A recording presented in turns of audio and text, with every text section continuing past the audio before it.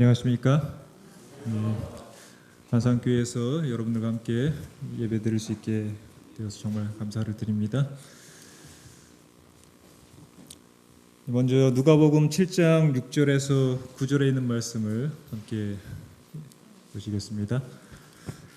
오늘은 설교 제목을 굳이 정하자면 빈틈 있는 믿음인데요. 빈틈 있는 믿음이 좋은 건지 빈틈 없는 믿음이 좋은 건지 어떤 믿음이 더 좋을 것 같습니까? 한번 생각을 해보겠습니다. 누가복음 7장 6절에서 9절에 있는 말씀 같이 읽겠습니다. 성경 또는 화면에 있는 글을 보시고 읽겠습니다. 시작. 예수께서 함께 가실새 이에 그 집이 멀지 아니하여 백부장이 벗들을 보내어 이르되 주여 수고하시지 마옵소서. 내 집에 들어오심을 나는 감당하지 못하겠나이다. 그러므로 내가 주께 나아가기도 감당하지 못할 줄을 알았나이다. 말씀만 하사 내 하인을 낫게 하소서.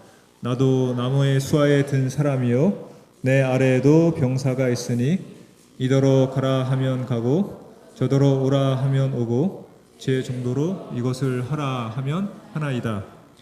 예수께서 들으시고 그를 놀랍게 여겨 돌이키사 따르는 무리에게 이르시되 내가 너희에게 이르노니 이스라엘 중에서도 이만한 믿음은 만나보지 못하였노라 하시더라. 예수님께서 놀라셨습니다. 왜 놀랍게 여기셨습니까? 이스라엘 사람 중에서도 이 백부장과 같이 큰 믿음을 지닌 사람을 보시지 못했기 때문입니다. 놀란다는 것은 평범하지 않은 일이나 또 그런 사람을 볼 때에 느끼는 반응입니다. 예수님이 백부장에게 그런 느낌을 가지셨습니다. 왜냐하면 더 잘 믿어야 할 사람이 믿지 못하고 그렇지 않을 줄 알았던 사람이 더 큰 믿음을 갖고 있었기 때문입니다. 캄보디아에 있는 이야기인데요. 한 사람에게 사위가 둘이 있었습니다. 불교 국가죠, 캄보디아는. 그들이 이제 예불을 드리러 배를 타고 강가를 내려가는데 이분이 사위들을 시험해 보고 싶었습니다. 지나가다 보니까 오리들이 물에 둥둥 떠 있는 모습이 보여서 이 오리가 어떻게 물에 떠 있는지 설명할 수 있겠느냐 했더니 큰 사위가 그야 깃털이 많으니까 물에 떠 있겠죠 라고 이야기를 했습니다. 둘째 사위는 그야 원래부터 그렇게 태어났으니까 그렇죠 라고 시큰둥하게 이야기를 했습니다. 더 가다 보니까 거위들이 강가에서 꽥꽥거리면서 소리를 치고 있길래 어떻게 저 거위들은 저다지 더 큰 소리를 낼 수가 있을까 했더니 큰 사위가 거위들은 목이 길지 않습니까? 둘째는 원래 그렇게 태어났으니까 그렇죠 라고 이야기를 했습니다. 더 가다 보니까 대나무들이 강가에 심겨 있었습니다. 이 단단한 땅을 대나무가 어떻게 뚫고 올라올까? 큰 사위는 대나무는 가늘고 딱딱하고 또 끝이 뾰족하죠. 그러니까 문제없이 땅을 뚫고 올라오겠죠. 둘째는 뭐라고 대답했을까요? 원래 그렇게 돼 있는 걸요. 거의 다 도착할 때쯤 되어서 뱀 한 마리가 강의를 헤엄치면서 강가로 기어가는 모습이 보였습니다. 저 뱀을 만져보면 참 매끈매끈하단다. 어째서 저렇지? 큰 사위는 뱀은 땅굴 속을 다니지 않습니까? 땅굴 속을 하도 왔다 갔다 하니까 만질만질해졌죠. 둘째는 뭐라고 대답했을까요? 원래 그렇게 태어난걸요. 장인이 좀 기분이 나빴습니다. 역시 큰 사위가 다르긴 다르구나. 둘째야 좀 보고 배워라. 생각 좀 하고 살아라. 둘째가 얘기했습니다. 무슨 생각을 하라고요. 우리가 깃털 때문에 물에 떠 있으면 코코넛 야채 열면 깃털이 없는데 어떻게 물에 떠 있습니까? 거위가 목소리가 긴 이유가 목이 길어서라면 목이 없는 개구리는 어디서 그렇게 큰 소리가 나옵니까? 대나무가 딱딱하고 뾰족해서 땅을 뚫고 올라오면 버섯은 어떻게 땅 위에서 나무 위에서 자랍니까? 뱀이 땅굴 속을 하도 비비고 다녀서 맨질맨질하면 장인어른이 대머리였는데 장인어른은 어디다 머리를 문지르셨습니까? 그리고는 도착이 다 되어서 손살같이 배에서 내렸습니다. 사물의 이치를 누가 더 잘 알고 있는 것입니까? 둘째가 잘 모르는 것 같지만, 생각이 없는 것 같지만, 사실 누가 더 생각이 깊은 겁니까? 둘째가 생각이 더 깊은 것입니다. 모른다고 하는 게 더 잘 아는 그런 경우가 있습니까? 그런 사람들 여러분 경험해 보셨습니까? 플라톤의 대화라는 책에 이런 이야기가 나온답니다. 소크라테스의 제자죠. 그가 이런 질문을 합니다. 다 아는 사람이 무언가를 알고 싶어 할까? 아니면 아무것도 모르는 사람이 무언가를 알고 싶어 할까? 정답이 뭘까요? 다 아는 사람이 알고 싶어 할까? 아니면 아무것도 모르는 사람이 알고 싶어 할까? 둘 다 아무것도 알고 싶어 하지 않는다가 정답이랍니다. 왜냐하면 다 아는 사람은 당연히 아니까, 다 아니까 알고 싶은 게 없죠. 아무것도 모르는 사람은 뭣도 모릅니까? 내가 모르는 것도 몰라요. 내가 모른다는 사실조차 모르고 있습니다. 헬라인들이 많이 쓰는 그런 철학적 얘기인데요. 이 소크라테스 이야기를 하면서 이제 이런 이야기가 나왔다고 합니다. 이 소크라테스가 어느 날 이런 이야기를 들었어요. 자기 친구 카이레폰이라고 하는 사람이 이 신전에서, 델포이 신전에서 신탁을 받았대요. 어떤 신탁을 받았는가 하면 아테네에서 소크라테스보다 더 슬기로운 사람은 없다라는 신탁을 받았답니다. 소크라테스가 그 소문을 듣고는 깜짝 놀랐어요. 내가 이 아테네 시내에서 가장 슬기로운 사람이라니 그럴 리가 없다라고 생각하면서 맨발로 돌아다니면서 나보다 더 뛰어난 사람을 만나보겠다, 찾고야 말겠다라고 했는데, 다 사람들을 만나본 다음에 델포이의 신탁이 맞는 이유를 좀 알겠다라고 그가 무릎을 탁 쳤습니다. 왜냐하면 사람들 만나서 이야기를 해보니까 말을 참 잘해요. 청산 유수처럼 말을 참 잘하는데, 들어보니까 이 사람이 말하는데 뭘 잘 모르고 얘기를 하더라고요. 자기도 잘 모르고 이 사람도 잘 모르는데, 이 사람은 뭘 모르고 얘기를 하고 있어요? 자기가 모르는 것도 모르면서 막 아는 것처럼 얘기를 하고 있어요. 소크라테스는 뭘 알고 있었어요? 난 잘 모르겠다는 건 알고 있었어요. 그래서 무슨 말이 나왔습니까? 너 자신 알라. 역설적인 말이죠. 뭘 알라는 거예요? 네 자신이 어떻다는 거예요? 아무것도 모르고 있다는 거예요. 그거 하나는 알고 있어라. 그러면 어떤 사람이 될 수 있어요? 가장 슬기로운 사람이 될 수 있다는 것입니다. 세상에도 그런 일이 많고 신앙을 하다가도 그런 일이 많이 있는 것입니다. 예수님께서 놀라신 이유가 그거 아닙니까? 이스라엘 중에서도 이만한 믿음을 본 적이 없다. 이게 예수님이 놀라신 첫 번째 사건입니다. 신약에는 예수님이 놀라셨다는 반응을 2번 하셨는데, 이 백부장의 믿음을 보고 한 번 놀라셨습니다. 믿음이 가장 큰 사람이 이방인 중에 있었다는 것입니다. 사실 누가 더 성경에 대해서 해박할까요? 예수님에 대해서 누가 더 잘 알아야 할까요? 유대인들이죠. 그럼 누가 더 잘 믿어야 합니까? 유대인들이 더 잘 믿어야죠. 아는 만큼 믿음이 생기는 것이니까요. 그런데 백부장의 믿음이 더 크다는 것은, 누구보다 더 크다는 것은 예수님을 누가 가장 잘 알고 있다는 얘기예요. 결론적으로 백부장이 예수님을 잘 알고 있다는 얘기예요. 누구보다 예수님을 잘 알고 있다는 얘기입니다. 왜냐하면 믿음이 크다는 건 알고 있다는 전제가 깔려있기 때문에 그렇죠. 아는 사람 돈 빌려주지 모르는 사람 돈 안 빌려주잖아요. 믿을만 하니까 빌려주지. 그러니까 백부장의 믿음이 크다는 건 백부장이 예수님을 그만큼 가장 잘 알고 있었다는 얘기를 예수님이 애들로 말씀하시는 것이나 마찬가지입니다. 생각보다 실하고 또 생각보다 허술한 그런 삶을 우리가 살 수 있습니다. 우리는 그렇게 사람들을 놀라게 할 수 있습니다. 생각보다 괜찮네 하고 놀랄 수 있고, 또 생각보다 아니네 하고도 놀라는데, 예수님이 2번째 놀란 사건은 그겁니다. 생각보다 괜찮네가 백부장에 관한 첫 번째 놀람이었고, 2번째 놀람은 생각보다 아니네, 2번째 놀란 사건이었는데, 마가복음 6장 6절입니다. 감사합니다. 마가복음 6장 6절 같이 읽어보겠습니다. 시작. 저희의 믿지 않음을 이상히 여기셨더라. 이에 모든 촌에 두루 다니시며 가르치시더라. 믿지 않은 것을 이상히 여겼다고 했는데, 이 말이 놀랬다는 뜻입니다. 표준 세번역에 보면 그들이 믿지 않는 것에 놀라셨다라고 번역해 놓았는데요. 아까 백부장을 보고 놀라다라고 하는 말과 예수님이 이 말씀에서 믿지 않음을 이상히 여기셨다 할 때 이상히 여기셨다 놀라다 말이 똑같이 헬라어로 에타우마젠 놀라다라는 뜻입니다. 지금 믿지 않는 것은 누가 믿지 않아서 놀란 것입니까? 예수님이 유대인 누굴까요? 특별히 어디에 있던 사람들입니까? 자기가 어릴 때 자라났던 나사렛에서 회당에서 가르치실 때 있었던 일입니다. 마가복음 6장 3절 4절 보시면 그들이 예수님의 말씀을 듣고 뭐라고 반응했습니까? 이 사람이 마레의 아들 목수가 아니냐, 야고보와 요셉과 유다와 시몬의 형제가 아니냐, 그 너희들이 우리와 함께 여기 있지 아니하냐 하고 예수를 배척했다고 했습니다. 예수님 유명한 말씀하셨죠. 선지자가 자기 집과 고향에서는 존경받는 일이 없다고 하셨습니다. 왜 이들이 예수님을 보고 환영하지 않았을까요? 설익은 지식이 심오한 지식으로 향하는 길을 막아놓을 수 있는 것입니다. 그들은 예수님을 너무나 잘 알고 있었습니다. 어릴 때부터 자라났던, 함께 크고 함께 놀았던, 콧물 흘리면서 뛰어놀고 그렇게 자랐던 예수를 잘 알고 있었습니다.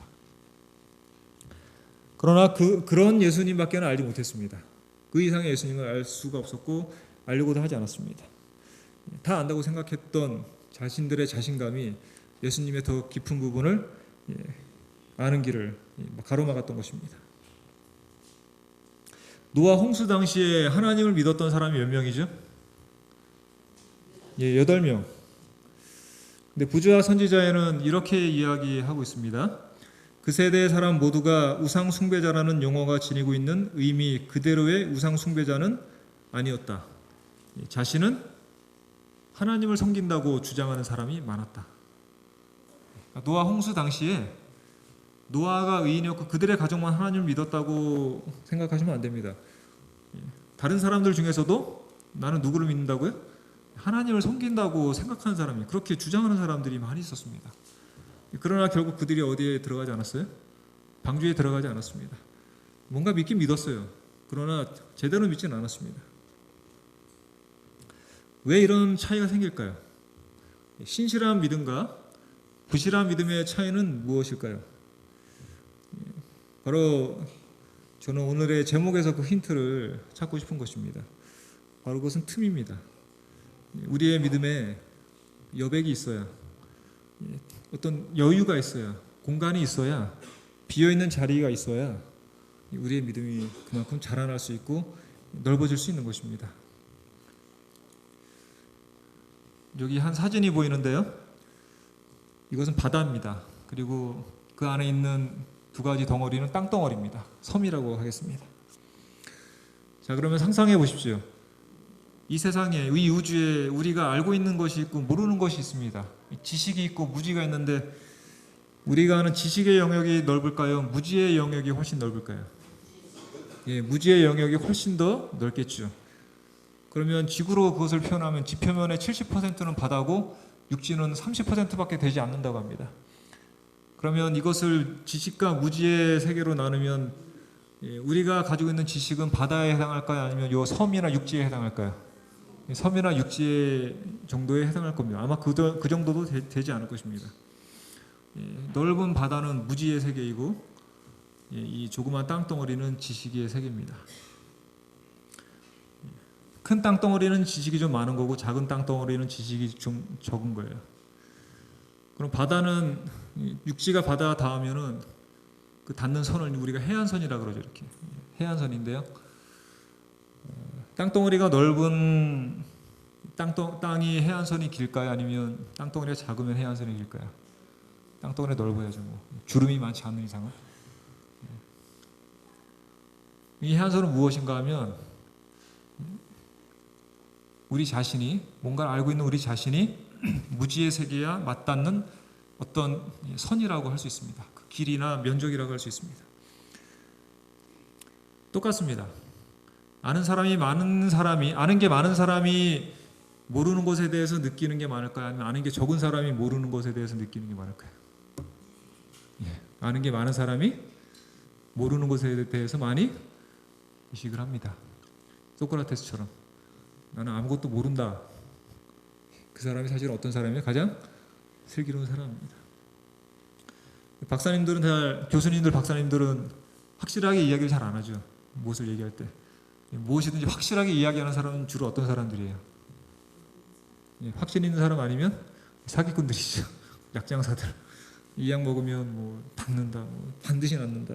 그런데 배운 사람들은 좀 얼떨떨하게 이야기를 하죠. 뭐 이 말이 맞는 것 같습니다. 이 말이 맞다고 생각이 되어집니다. 뭐 그런 식으로 확실 있게 얘기를 안 하는데요. 왜냐하면 알면 알수록 무엇을 자꾸 느껴요? 모르는 걸 많이 느끼기 때문에 그런 것입니다. 그러니까 그만큼 자기가 허술하고 빈틈이 있는 어떤 그 자신을 그렇게 자신을 느끼는 사람일수록, 다시 말하면 이 무지라고 하는 빈틈, 이 무지에 대한 자각이 클수록 그 사람의 알매 폭은 그만큼 넓어질 수 있는 것입니다. 그런데 백부장이 예수님에게 대해서 뭐라고 이야기를 했습니까? 내 집에 들어오심을 감당하지 못하겠나이다 그랬어요. 지금 이 상황이 어떤 상황인지 아시죠? 자기의 종이 죽게 되었습니다. 병이 들어서. 근데 자기는 이방인이기 때문에 예수님에게 부탁하고 싶지만 직접 갈 수 없어서 유대인 친구들을 통해서 예수님에게 부탁을 해서 예수님이 가겠다고 했습니다. 가서 고쳐주겠다. 가는데 중간에 다시 백부장이 사람들을 보내서 어떻게 합니까? 예수님을 오지 못하게 합니다. 왜 못 오게 했습니까? 내 집에 들어오심을 감당할 수 없습니다. 내가 주님께 나아가는 것도 감당할 수가 없습니다. 예수님은 내가 감히 직접 대면할 수가 없는 그런 분이다. 나는 예수님에게 그런 존재밖에 되지 않는다라고 스스로를 자각하고 있었습니다. 여러분이 만나는 하나님은, 여러분이 생각하는 예수님은 어느 정도입니까? 우리는 기도할 때 예수님께 뭐 다 이것저것 요청도 하고 또 원망도 하죠. 만만한 하나님하고 감당되지 않는 하나님하고 어떤 하나님이 더 위대한 하나님이십니까? 누구의 믿음이 더 큽니까? 그래서 백부장의 믿음이 큰 것입니다. 다시 지식의 섬 무지의 바다입니다. 무지에 대해서, 자기의 허점에 대해서, 자신의 보잘것없음에 대해서 더 깊이 넓게 느끼는 사람이 사실 어떤 사람이에요? 그만큼 뭔가를 더 알고 있는 사람일 수 있다는 것입니다. 뭔가 아득함을 느끼고 아찔함을 느끼는 어떤 대상 앞에서 내가 망연자실하는 그런 크기가 클수록 그 사람의 믿음은 더 클 수 있는 것입니다. 그래서 예수님이 이만한 믿음은 어디에서 보지 못했어요? 이스라엘에서 보지 못했다고 말씀하신 것입니다. 설익은 지식이 말씀드린 대로 심오한 깨달음을 방해할 수가 있는 것입니다. 그렇게 하지 않도록 하려면 어떻게 할까요? 우리의 그릇의 크기를 계속 늘리는 노력을 해야 합니다. 아까 박대 목사님께서 말씀하신 것처럼 저희는 1년에 적어도 4권 이상 책을 읽잖아요. 우리 문학적 소양을, 지적 소양을 계속해서 개발하면서 무엇을 발견하는 것입니까? 하나님 앞에 우리가 정말 보잘것없는 존재라는 사실을 그렇게 점점점 알아가는 것입니다. 그것이 우리의 이 넓은 해안선을 유지해가는 방법입니다. 사실 재림신앙은 무지에 대한 충격에서 항상 시작했습니다. 무지에 대해서 우리는 항상 오픈되어 있었습니다. 모르는 것을 깨달았을 때 놀라하면서 더 깊은 알무로 향했던 사람들이 재림교인입니다. 그래서 역설적으로 영적인 무지렁이 같은 그런 사람, 모름에 대한 자각에서 시작한 사람들이 재림교인입니다. 사도행전 17장에 있는 베레아 사람들이 그런 사람이었죠. 데살로니가 있는 사람보다 더 너그러워서 간절한 마음으로 말씀을 받고 이것이 그러한가 날마다 성경을 상고한 그런 정신이 바로 재림교회의 정신입니다. 여기 앉아있는 여러분의 대부분의 특성이 사실은 그런 것입니다. 그래서 여러분이 여기에 계시는 것이죠. 웬만해서는 만족할 수가 없는 것입니다. 항상 배가 고픈 것입니다. 마틴 루터 킹이 말한 것처럼 거룩한 불만족을 가지고 있는 것입니다. 거룩함에 대해서 항상 내 부족을 느끼는 것입니다. 나 자신에 대해서. 그리고 어떤 사람이 평화를 느낄 수 있습니까? 불안한 것이 무엇인지 느껴본 사람이 평안을 느낍니다. 어떤 사람이 배부름을 느낄 수 있습니까? 배고픈 게 무엇인지 느껴본 사람이 배부름을 느낍니다. 예전에 제 친구 목회자와 함께 월출산을 월요일에 한번 가본 적이 있습니다. 월악산이네요. 월악산 충주에 있는.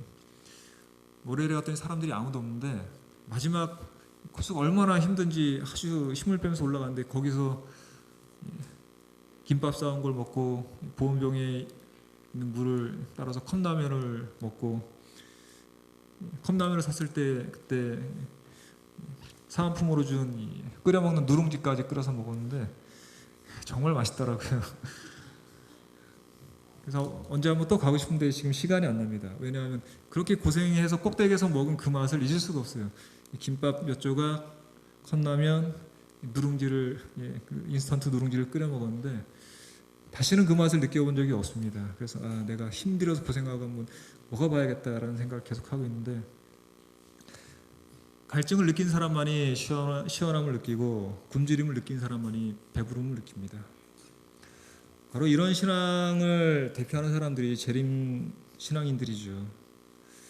그리고 그런 사람의 정신을 보여주고 있는 이 성경의 예가 바로 백부장의 정신입니다. 감당할 수 없습니다. 감당할 수 없다는 그 느낌이 들 때가 진짜 삶의 크기가 확 넓혀지는 순간인데요. 이 감당할 수 없다는 이 어떤 느낌, 그것을 우리가 성서적으로 얘기하면 어떤 감정입니까? 그런 감정을 성경에서는 두려움이라고 표현을 하고 있습니다. 우리가 하나님을 두려워한다고 할 때 느낌 바로 그런 것입니다. 신앙의 어떤 허전함을 느끼고 초라함을 느끼는 것입니다. 존재의 한계를 느끼는 것입니다. 그것이 바로 하나님께 나아가게 하는 우리의 발판이 되어주고 있는 것인데요. 그것은 또 라오디게아 시대의 이 교회의 가장 부족한 특성이기도 한 것입니다. 우리가 한계를 느낄 때에 우리는 비로소 한계를 넘어갈 수가 있게 되는 것입니다. 제가 평택 중부교회에서 목회를 한 적이 있습니다. 근데 그곳은 오산 공군기지가 바로 옆에 있기 때문에 미군들이 많습니다. 그리고 미군 중에는 재림교인들도 더러 있어서 스스로 이 시골에 있는 평택 중부교회를 찾아온 사람들이 있었습니다. 평택 중부교회는 그야말로 주변에 다 농장이고 경작지고 송탄이나 뭐 안중 같은 큰 마을로 가려면 한 20분씩 버스를 타고 1시간에 한 번 있는 버스를 타고 가야 정말 성 같은 그런 동네였는데요. 마을에 한 200명밖에 살지 않는, 몇 가구 되지 않는 그런 곳이고, 재림교회가 가장 큰 그런 동네였습니다. 왜냐하면 그게 하나밖에 없기 때문에. 그런 곳인데 벤저민이라고 하는 친구가 미군인데 교회를 찾아왔습니다.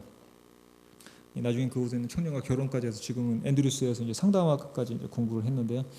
그때만 해도 그 친구가 이제 군인이 되어서 찾아왔는데 아버지가 목회자셨어요. 이 친구가 한국에 와서 전도의 열이 붙어서 저보고 동네 가서 전도를 하자는 것입니다. 그럼 설문지를 가지고 가서 지역사회 봉사센터에서 왔습니다. 설문지를 가지고 사람을 접촉하면 쉽게 접촉할 수 있다고. 근데 시골 마을은 그런 거 다 안 해도 되거든요. 왜냐하면 서로 다 알기 때문에. 근데 이 친구가 뜨거운 마음을 가지고 자기 아버지가 사용했던 그 양식을 가지고 와서 이걸 할 테니까 저희들 뭘 하라는 거예요? 통역을 해달래요. 제가 통역을 잘 자신이 없고, 근데 또 외국어대에 다니는 친구 청년이 하나 있어서 이제 셋이 나갔습니다.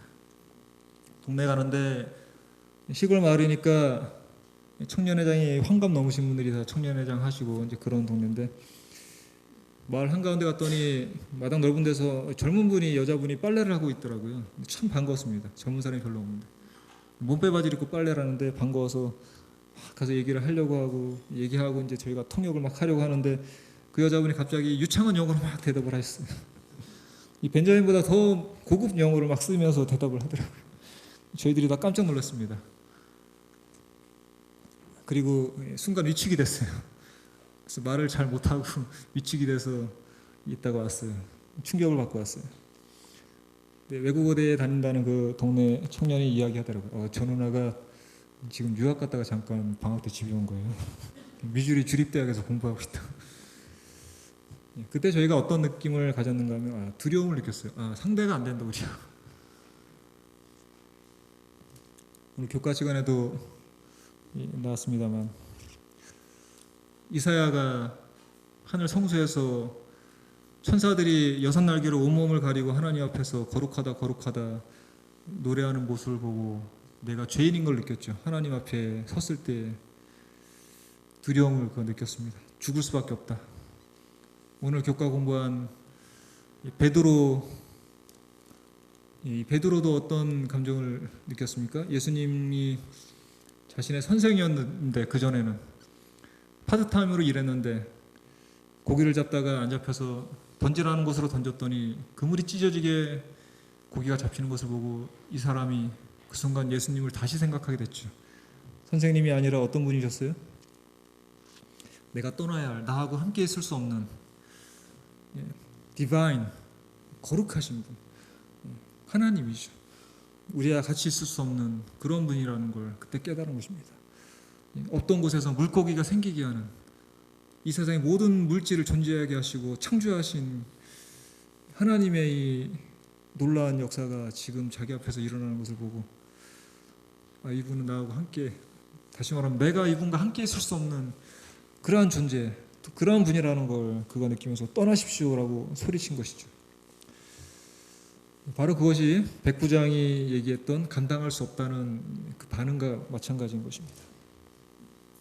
그 백부장은 이방인이었지만 이 사람이 지금 십계명까지 다 꿰뚫고 있다는 사실을 우리가 알 수 있어요. 십계명 중에 어떤 계명이 생각이 납니까? 이 백부장이, 하나님은 우리에게 감당할 수 없는 분입니다. 이 사람은 십계명의 어떤 계명을 지금 어느 순간 자기도 모르게 터득한 것입니까? 둘째 계명 읽어보겠습니다. 시작. 너를 위하여 새긴 우상을 만들지 말고 또 위로 하늘에 있는 것이나 아래로 땅에 있는 것이나 땅 아래 물속에 있는 것에 아무 형상이든지 만들지 말며 그것들에게 절하지 말며 그것들을 섬기지 말라. 하나님이 왜 형상을 만들지 말라고 하셨습니까? 자기 형상을. 하나님이 그런 형상으로 자기 자신을 다 표현할 수가 없는 분이죠. 금붙이, 쇠붙이, 돌멩이, 나무, 이 세상에 있는 무엇으로도, 이 우주에는 어떤 행성으로도 하나님은 다 표현할 수가 없습니다. 저 깊은 바다에 있는 그 무엇으로도 하나님은 그런데 가둬둘 수가 없는 분입니다.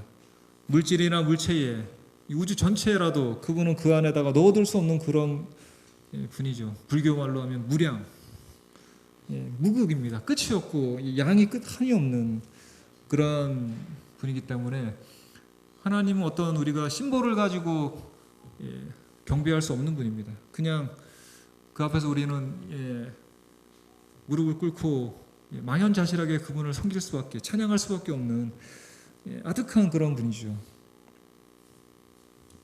근데 누가 이러한 하나님을 발견하고 있습니까? 하나님에 대해서 전혀 교육받아 본 적이 없는 이방인 백부장이, 로마인이 이렇게 그 예수님을 그렇게 영접하고 있는 것입니다. 시대의 소망에서는 이 백부장에 대해서 이렇게 이야기하고 있습니다. 그는 구주를 본 적이 없지만 보고된 내용을 듣고 믿음이 솟았다. 유대인들이 형식적이었음에도 이 로마인은 유대인의 종교가 자신의 종교보다 우수하다고 확신했다. 자, 이 사람이 어떻게 예수님을 발견하게 됐습니까? 믿게 됐습니까? 어떤 것을 통해서요? 무슨 내용? 보고된 내용. 무엇을 보고받았습니까? 예수님에 관해서. 백부장이니까 예수님에 대해서 알아야죠. 이 유명한 사람이 거지처럼 돌아다니는데, 사람들을 끌고 돌아다니는데 무슨 말 하는지 듣고 와라. 다 알아야죠. 백부장이니까. 치안을 담당해야 되니까. 부하들이 조사해서 옵니다. 보고서를 작성하든지 말을 해주겠죠. 이 사람이 사람들을 끌고 다니면서 이런 이야기를 하고 다닙니다. 들었더니 어때요? 보고를 들으면서 이 사람이 어떻게 되는 것입니까? 막 믿음이 생겨요. 이 사람이 누구지? 어떻게 이런 말을 할 수 있지? 그 당시 유대인들의 이 신앙이 매우 형식적이었습니다. 그런데도 이 로마 사람은 유대인의 종교가 우수하다는 것도 알고 있었습니다. 그리고 예수님의 말을 듣고는 뒤로 자빠진 것입니다. 왜 그렇습니까? 빈틈이 있는 것입니다. 받아들일 여백이 있는 것입니다. 백부장 예수님을 만난 적이 있을까요, 없을까요? 직접 본 적이 있습니까, 없습니까? 아마 죽을 때까지 없었을지도 모르겠어요. 왜냐하면 성경에 예수님을 만났다고, 이 사람이 예수님 만났다고 기록된 부분이 없죠. 우리는 예수님 만나고 싶죠. 예수님 직접 보면 더 믿음이 좋아질 것 같죠. 예수님이 계시는 그 당시에 가까이 살았던 백부장은 예수님을 볼 수 있는 기회가 있었는데도 안 봤습니다. 왜냐하면 종을 치료하러 오겠다고 했는데 오지 말라고 백부장이 다시 돌려보냈잖아요. 만나지 않았는데 이 사람이 어느 누구보다도 믿음이 가장 컸다고 기록하고 있습니다. 시대의 소망은 계속 말합니다. 자신에게 보고된 그리스도의 가르침 속에서 그는 영혼의 결핍을 채워주는 것을 발견했다. 자기 내면의 모든 영적인 것이 구주의 말씀에 반응했다. 그러나 자신은 예수 앞에 나아갈 자격이 없다고 여겨 자기 하인의 병을 고쳐주시도록 그분께 부탁해달라고 유대 장로들에게 간청했다. 보고 하나 듣고 영혼의 갈증이 채워지는 그런 사람이었습니다. 재림교인의 신앙은 바로 이런 신앙이죠. 뭔가 이 배고픔 때문에 말씀 한 구절, 그 말씀에 대한 바른 이해, 바른 빛을 보고 감동해서 여기 온 것이고, 그래서 우리가 다른 데 못 가는 것 아닙니까? 이 교회에서 힘들어도 다른 데 갈 데가 없는 이유가 그것 때문이 아닙니까? 가봤자 어디 갑니까 우리가? 재림연수원밖에 갈 데가 없죠. 전도하는 것은 바로 이런 사람들에게 우리가 필요한 걸 전해주는 거죠. 왜냐하면 세상에 그런 사람들이 있기 때문입니다. 우리보다 더 줄인 마음으로 한마디의 말이 들어가면 그 말 때문에 자기의 인생이 송두리째 바뀔 수 있는 사람들이 분명히 세상에는 있기 때문에 그런 것입니다. 그래서 우리가 씨앗이라고도, 씨앗을 뿌리는 것이라고도 하고요, 또 그들에게 말씀을 전하는 것이라고도 하고, 또 전도하는 것이라고도 하는 것입니다. 그렇게 우리와 똑같은, 우리와 비슷한 이 본질을 가지고 있는, 비슷한 어떤 열망을 가지고 있는 사람들을 찾아내는 것이 전도의 시작이죠. 이 세상에 가난한 마음으로 사는 사람도 있습니다. 의에 줄인 마음으로, 목마른 마음으로.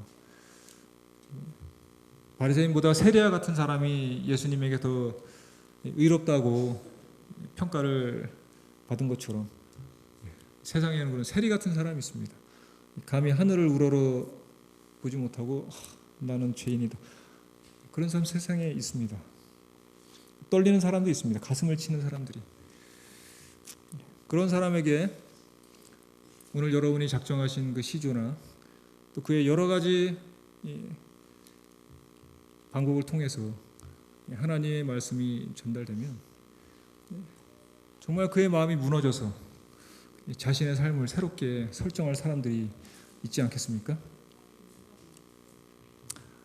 프루디라고 하는 사람이 있었습니다. 그의 남편은 선장이었습니다. 마도로스였습니다.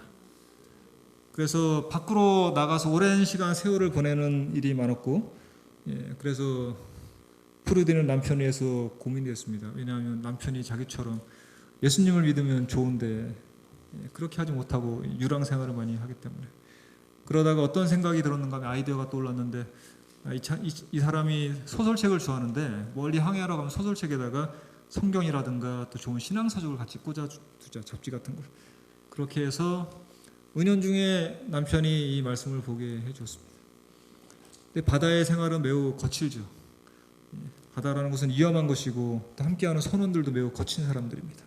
폭풍이 일어날 수도 있고 또 반란이 일어날 수도 있는데, 그런 어려움이 있을 때마다 이 선장이 책을 보면서 또 거기에 끼어있는 성경 또 여러 신앙서적을 보면서 조금씩 마음의 위로를 찾아가고 있었는데, 어느 날 자기가 사랑하는 선원 하나가 죽었어요.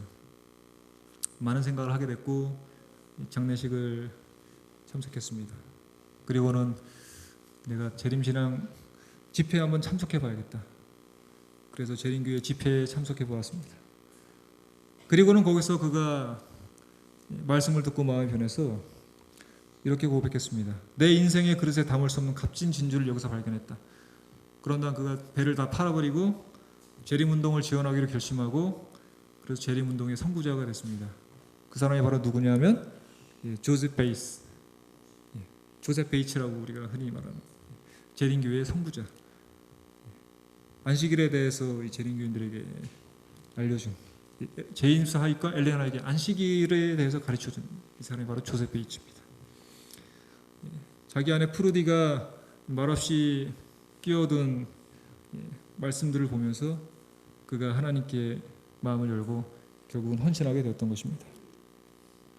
실물기원 231쪽에는 사회적으로 가장 높은 계급에 속한 사람 중에 구원에 줄이고 목마른 자들이 많다고 이야기하고 있습니다.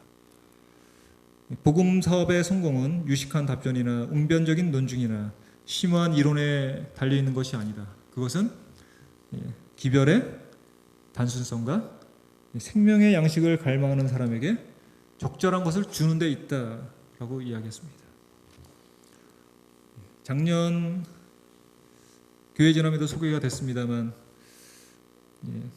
이분이 정용순 사모님인데 지금 원주 새하늘교회 사모님이십니다. 근데 원래는 이분이 장로교인이었고 언니가 계속해서 시조를 보내줬는데 처음엔 거절을 했죠. 이런 거 보내줘도 난 안 받는다. 그냥 받으면 무조건 다 쓰레기통에 버렸는데 어느 날 우편함에 갔는데 이 시조가 이 하얀 비닐봉투에 담겨서 이제 옵니다. 근데 우편함에 꽂혀 있는데 모서리에 긁혔는지 포장이 찢어져 있었어요. 그 속에 이제 시조 표지가 보였는데 거기 뭐 안식일 그렇게 하면서 어느 날이 참 안식일인가 그런 내용이 나와서 갑자기 관심이 생겨서 펼쳐보게 되었고, 그러면서 놀라운 사실을 발견하고 교회 목사님한테 물어봤더니 제대로 대답 못하고 직접 삼패동 교회에 있는 저희 안식일교회 찾아가서 물어보고 그렇게 하면서 교인이 되고 나중에는 그 교회에 있던 목사님과 결혼을 해서 사모님까지 됐습니다. 이번 4.15 교회 지남에는 임종소 장로님의 이야기가 나오죠. 여러분이 한번 읽어보십시오. 군대에 가서 그분이 시조를 받고 신앙을 결심해서 자기 동생은 이제 지금 한국연합회 보건복지부장을 하고 있는 임종민 목사님이 그 동생이고 그런 분들도 있습니다.